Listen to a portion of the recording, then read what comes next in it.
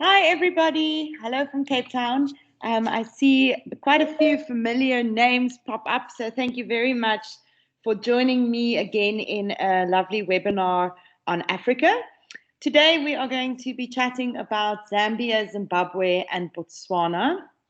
And for those of you who have not joined us before, I just want to take you through a very quick get to know Dragonfly. And before I start, I should say my name is Antoinette, and I am the sales manager for Dragonfly Africa, and I look after the Brazilian market from our side. So we are an inbound travel solutions partner, and we look after the my side of things, but we also have a leisure division where we originally started approximately 40 years ago. Our team has a lot of knowledge, is highly skilled, and just have experience, or a lot of experience, going to all of the destinations that we operate in. So we can really give you that personal opinion, which I think goes a very long way. And then our relationship with our key partners on site is also a massive benefit to you, as we do get fantastic rates that we can pass directly on to you as our clients. We are based in the destination, so I'm very fortunate to be in our Cape Town office. Then head office is in Johannesburg, and we have an office in Nairobi in Kenya.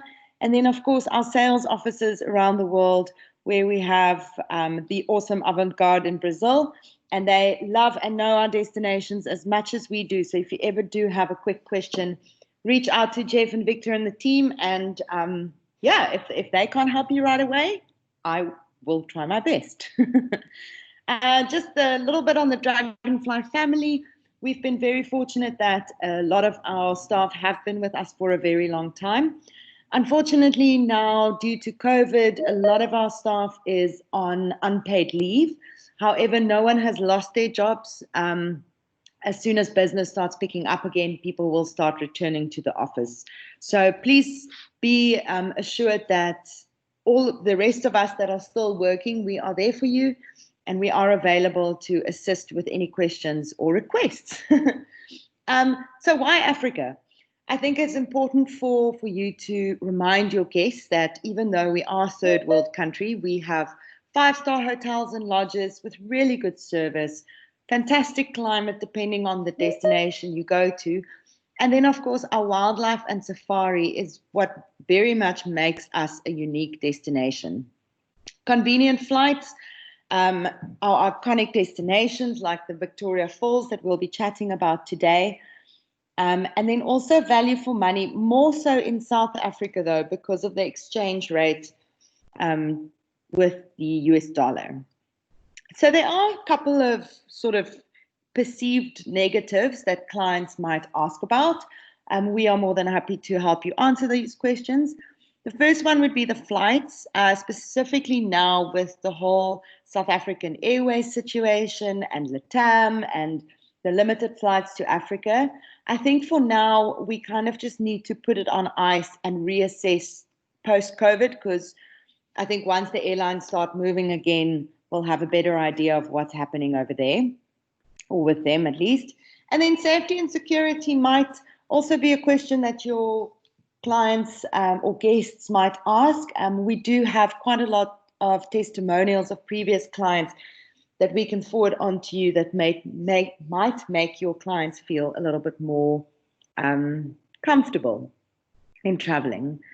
And then communication and culture. Our English is our official business language, even though South Africa specifically has 11 languages. And then I think our food is also very similar to that of Brazil. We love our meat, and we love our beer and our wine. So very easy in terms of that. Then from Dragonfly Africa as a DMC's perspective, we operate across 12 countries in Southern and East Africa, and this is just a little reminder of where we are.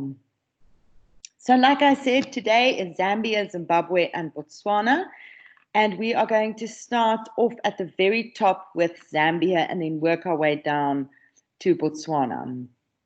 So I think a lot of you have already, you know the name, you know the Victoria Falls, and a lot of Brazilian clients have actually told me before, oh, but why would we come to Zambia or Zimbabwe to see the Victoria Falls if in fact we have Iguazu? Iguazu is so close by, it's also magnificent. Why would we go to Zambia? Well, we'll get to that in a little bit. Zambia is not a massive country, about 12 million people population-wise, and the capital city is Lusaka, with English as an official language. And then the currency is the Zambian kwacha. Credit cards are accepted at all the major hotels and lodges. However, we always recommend bringing a little bit of small denominations or local currency for kind of souvenir shopping and at local markets and things like that. So Lusaka, the capital, has an international airport, but the one that we regularly use, sorry, my English is as bad as my Portuguese today. But the one that we often use is the one in Livingstone, and it's about 5 kilometers outside of town. So it's a really, really easy drive. And as you come into town, you can already see the smoke that thunders, and that is the name for the spray of the Victoria Falls. Visa requirements. Unfortunately, Brazilian passport holders would need a visa to enter Zambia. However, you can get this on arrival, and it is a pretty easy process. It is a malaria area, so in fact, all of the areas we're looking at today is malaria area. So we always recommend that you see your doctor before coming to this region. So hottest months, you are looking at about September, October, November, and then followed by the rain immediately till about the middle of February. So with the hottest months, September, October, November is also when the Zambezi River is at the lowest and the falls are the driest. So of course, as it starts raining, the river fills up, and then around March, April, May through to the beginning of August is when it's at its fullest. And they say it's the best time to then view the Victoria Falls. Climate averages, it's pretty mild, except that you can see over the hot months, it does get quite warm. It is also quite humid, so please do keep that in mind. So access would be the international airport in Livingstone, which is Harry Mwanga Nkumbula Airport, and it is about an hour and 40 minutes from Johannesburg. So coming from Brazil would still be best to fly into Johannesburg with that early arrival and then connecting onto Livingstone. And before all of this COVID nonsense happened, we had 2 daily flights with South African Airways and British Airways into the region. So it really is quite easy to get there. You can also fly out of Nelspruit, which is in the Kruger National Park. So it just makes that connection again very, very easy. The most popular property on the Zambian side of the falls for groups specifically, I would say, is the Royal Livingstone Hotel. It is a property by Anantara, and it's very much a 5-star. It's a beautiful colonial offering. Do not be put off by the amount of rooms, though. You'll see that it has 173 rooms, but the hotel is actually built, I want to say, in small blocks. So if you had a smaller group or even a family, you could take a smaller block and that almost feels like the entire hotel to you. And then they have a lovely lounge, a beautiful restaurant. You can do some fun dinners out on the lawn. And as you can see, you're sitting right on the Zambezi River. So every single room has a view of the river. And to the left, just behind that tree, that is where the falls are. So you can see it from your room. You have lots of hippo coming up out of the river. Of course, it's safe, but it's beautiful to see. And if you are lucky during the drier seasons, you might see some elephants swimming. So AVANI is right next door to the Royal Livingstone. You can actually walk between the two. It is much larger. It's definitely a 4-star option. This one works very well for families with small children as well, purely because of the facilities they have available for children. The the AVANI and the Royal Livingstone are the only two properties on the Zambian side of the Victoria Falls that you can actually easily walk to the falls. And it is also included in your stay or your accommodation rate. All of your properties in Zimbabwe and Zambia that we are looking at today is a bed and breakfast rate. However, you'll see when we move into Botswana and the smaller lodges, it then becomes either a half board or a full board or fully inclusive rate. David Livingstone is another one of my favorite options for groups. You'll see it as a little bit smaller than the rest. And in my personal opinion, I think they have the best food in the whole of Zambia. And at the moment, I actually saw a picture on Facebook yesterday. The water levels of the river has come up right to the swimming pool. So that is quite exciting. We hope their swimming pool doesn't flood, but it is good for the falls. One thing to remember, though, with the David Livingstone Hotel is that you cannot see the actual falls from here. If you want a view of the waterfall, you have to stay at the Royal Livingstone. So in terms of activities, now I want to just quickly focus on groups first before I go touch on leisure a little bit. But I would say for a group, I would not stay in Livingstone any shorter than 3 days. There is a lot to do, and there are many kind of dinner venues and things like that that can be incorporated into a group program. If you are a leisure or FIT traveler, I would also say at least 3 days. You can even stretch it a little bit longer. An important thing to just remember, and that we always advise our clients, is that this is Africa. This is about the water, it's about the animals. These areas do not have a massive variety of restaurants. They do not have nightclubs. They do not have bars. So we as a DMC need to really get creative in tailoring a program suited specifically for the type of client you are bringing. So in terms of activities, most of the ones that I'm going to chat to you about today can also be used or enjoyed by FIT leisure travelers, as well as groups up to a certain number. So the first one is the Royal Livingstone Express. Now, this is quite an interesting dinner option. It is a vintage steam train that leaves the Royal Livingstone twice a week. They do Wednesdays and Saturdays, and they can take about 77 people on exclusive basis. And basically what you do is it's a 6-course tasting menu, so food and wine pairing. And as you leave the hotel, you slowly kind of cruise through town, and then you end on the bridge as per the photo. As the sun sets, everybody gets out on the bridge, have a glass of champagne, and you just watch the magnificent waterfall. Get back on the train and then enjoy the rest of your dinner. For groups, of course, you can do, or we can privatize the train any other night of the week other than a Wednesday or a Saturday. But for your leisure FIT travelers, Wednesdays and Saturdays are your go-to days for that.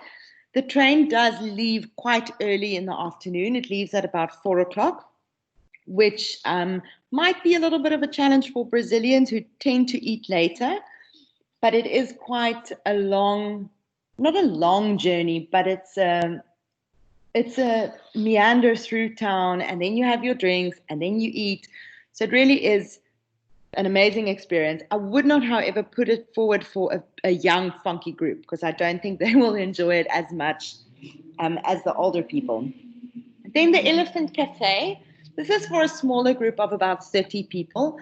And this is basically, it's an elephant orphanage where they've rescued elephants, and they now look at these elephants. They have been in touch with humans because the humans rescued them, and therefore they cannot be released back in the wild. They have actually tried to, and they released an elephant, and 2 days later he walked all the way back for his lunch. So they are very happy and very well looked after there. But what we normally do is we leave the elephant interaction part as a surprise. So you can either arrive by bus or you can arrive by a jet boat, which is a really, really fast boat on the Zambezi.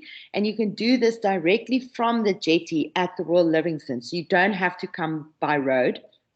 And here your guests are thinking they're just going for a lovely lunch. Meanwhile, they're going to meet all the resident elephants. They'll get an opportunity to take some photos with them and to feed them, and then they'll sit down under the tent for a lovely gourmet lunch. This is probably the only real gourmet fine dining option in Zambia, and I can truly recommend it. It is fantastic. So as you've gathered, all of the activities in Zambia or in Livingstone is focused on the Victoria Falls. And in my opinion, the main difference between the Victoria Falls and Iguazu is the fact that we have our African animals right there in the water with you. So if you look at the picture on the right-hand side of the screen, this is what you can expect if you go on an afternoon boat cruise or a river safari. Tons of hippo. Like I said earlier, I've seen an elephant swimming, and I almost died. I didn't know whether I should phone my mom or cry or post it on Facebook or laugh or just stand there and stare, but it was absolutely magnificent. So do keep that in mind if clients ask you what the main kind of difference is. You do get a big variety of boat cruise options. You get big boats that can do up to 120 people. You can do smaller boats that are 6 to 8 people. So there are quite a lot of options. Just depends on what it is that you are after. Then the Flight of the Angels, it is as it suggests, it's the helicopter flight over the Victoria Falls. And it really is just that VIP experience to also see the falls from a different angle or perspective. Then the walking tour of the falls, it's almost like Table Mountain in Cape Town. It's the first thing you have to do when you get there. So what we do is we take you out to the Victoria Falls on foot. You have a guide that explains the history of David Livingstone, and they take you on a whole walking path, which is absolutely beautiful. And depending on the time of year you go, you can actually get soaking wet. So we do provide water and ponchos just in case. And then Livingstone Island is something that is very, very unique. It's something that I personally have actually not done before. And it is an activity only for small groups that only take 8 people at a time. And it only operates during certain times of the year when the water is very, very low. As you can imagine, you get right to the lip of the Victoria Falls. So, of course, it's very dangerous if the waters are high, so then we don't do it.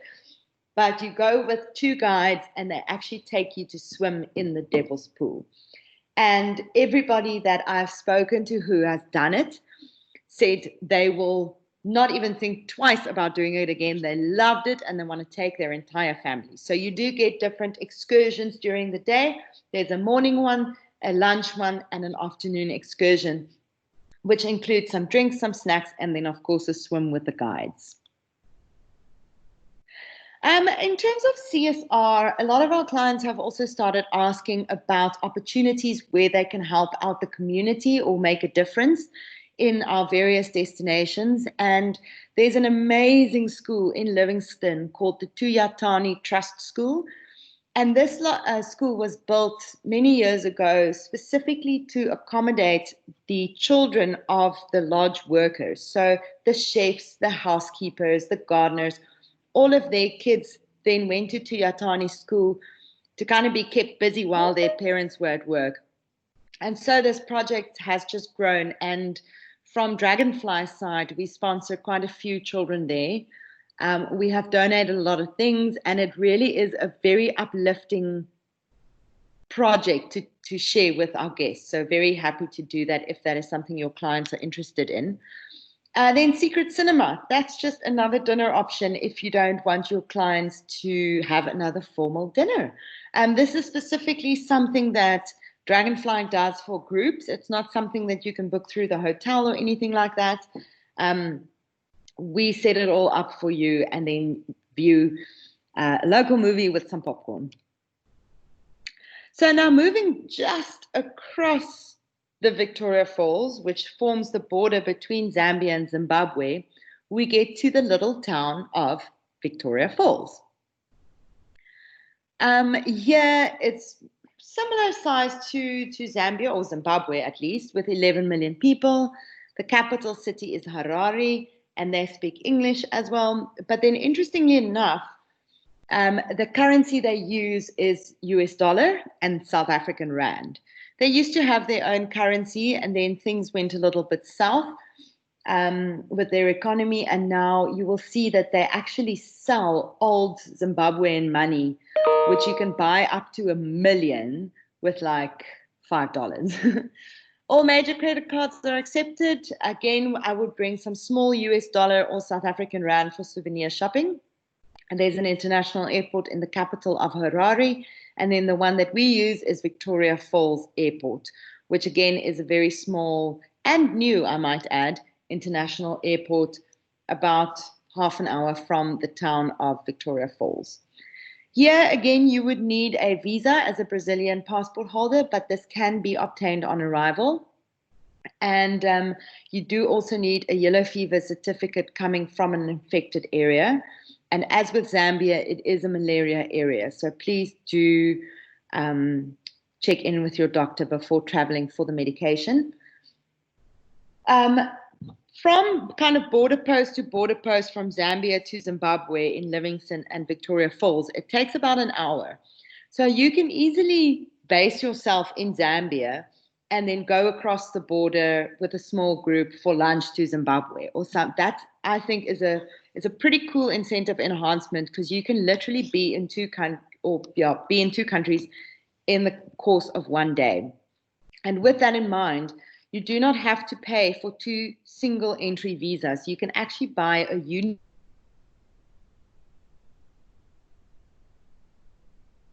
multiple entry coming and going into each of these countries. So something very nice and important to remember.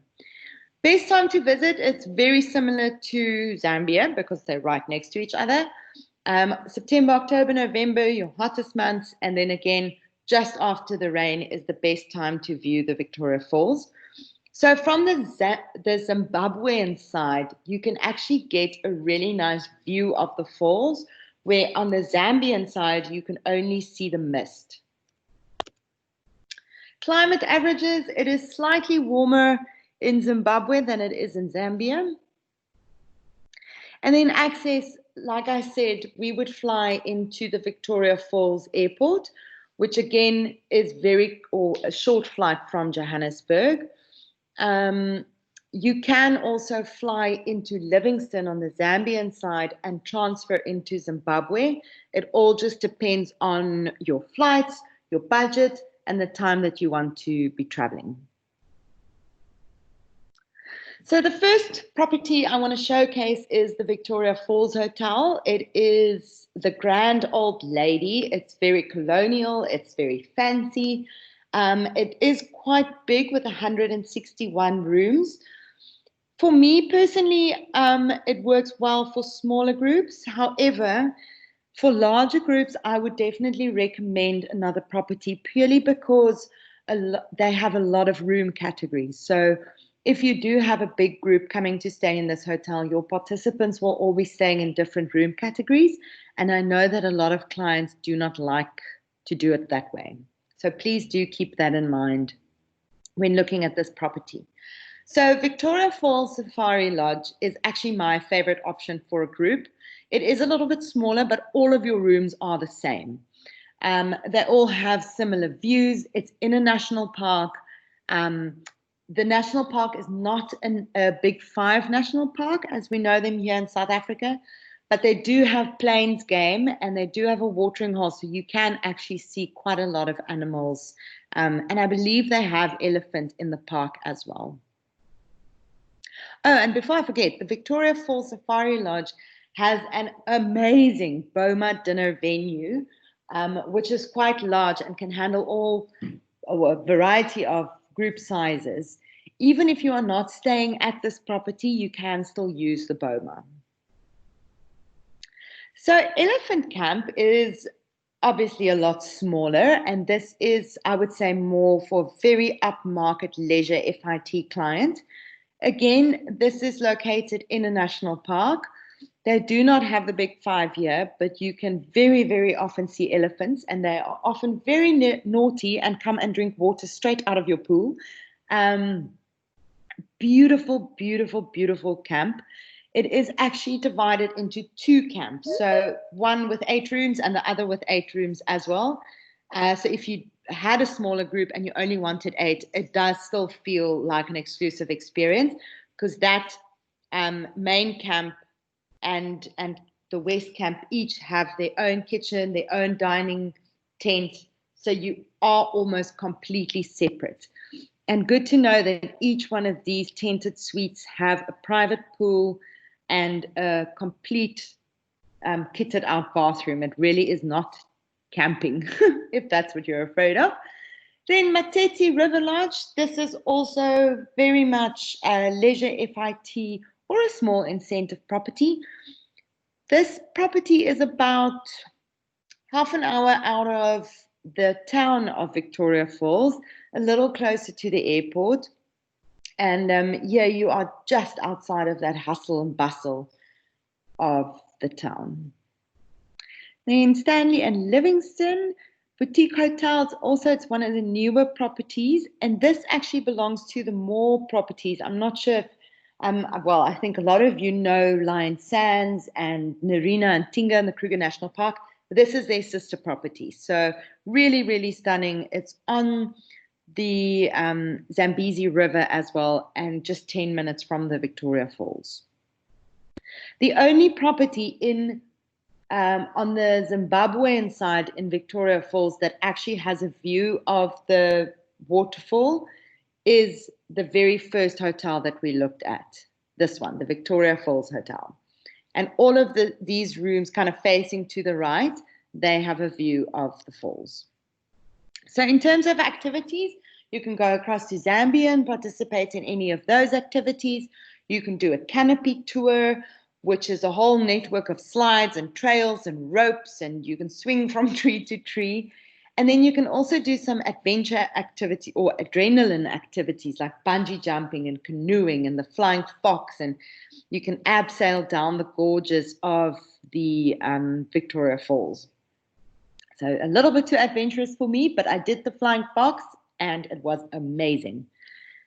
Then they also have a tram option. It is not a dinner or something similar to the one you have on the Zambian side.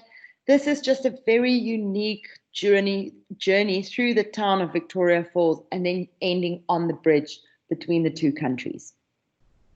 And what I forgot to tell you when we were talking about Zambia is, as close as Zimbabwe is to Zambia, so is Botswana. So again, within an hour, you can be in CHOBE in Botswana.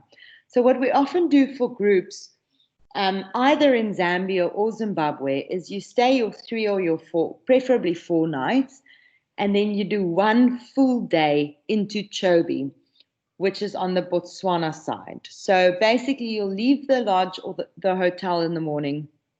If you're coming from Zambia, you drive to the Kazangula border where there's a short boat transfer.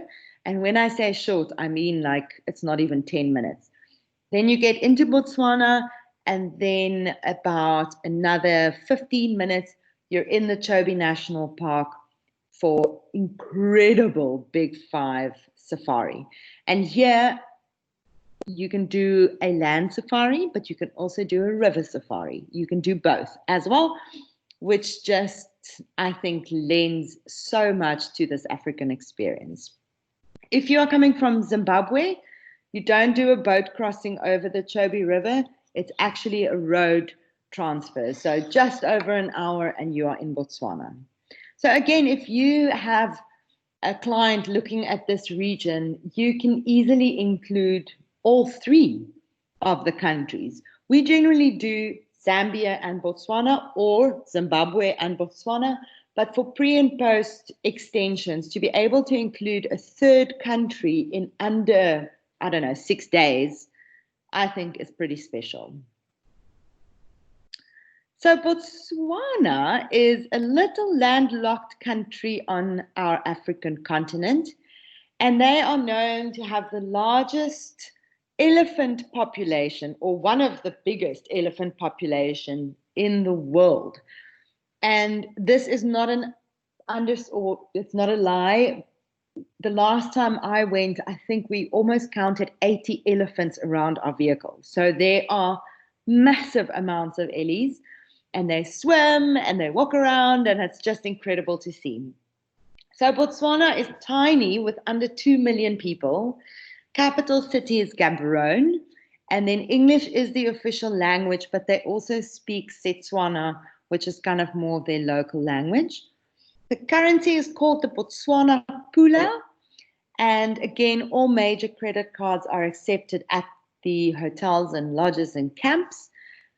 Here, your souvenir local market shopping is not as big as in Zambia and Zimbabwe, because here you will most often just stay at your lodge. But in the town of Kasane, there is 1 or 2 shopping opportunities. So if you wanted to bring local currency with, we can definitely recommend it. The airport that we often use here is Kasane Airport. It is a tiny little international airport. It's just on the outskirts of Kasane, and there are daily flights from Johannesburg going there. The good news is you do not need a visa for Botswana. So up to 90 days, Brazilian passport holders can travel visa-free to Botswana. It is a malaria area, so if you already have your medication for Zambia and Zimbabwe, you will be absolutely fine for Botswana. Yellow fever is required if you are coming from a yellow fever zone.